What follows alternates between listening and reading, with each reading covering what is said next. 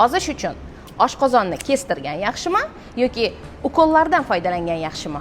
Oshqozon operatsiyasi bariatrik operatsiya hisoblanib, uni ikki xil yo'li O'zbekistonda yo'lga qo'yilgan. Bu sleeve reseksiya, ya'ni oshqozonni yarmini kesib olib tashlash hamda qandli diabetlari uchun gastroshuntsирование, ya'ni oshqozonni yarmi kesilib, ichakni tepaga ko'tarish. Peptidlar esa haftada bir marta qilinadigan ukollar bo'lib, ular oshqozonni kichrayishiga va ishtahani kamayishiga yordam beradi. Bu ikki usul ham ozishingizga yordam beradi.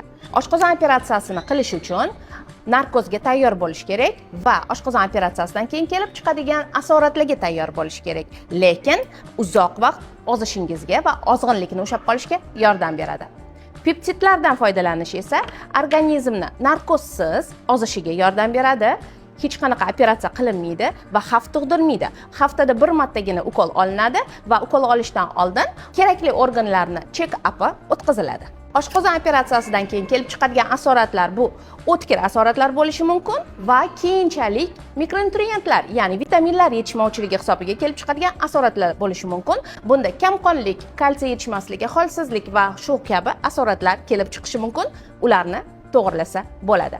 Peptidlardan keyin kelib chiqadigan asoratlar esa faqatgina oshqozon ichak sistemasidagi asoratlar bo'lib, ularni to'g'rilash juda ham oson.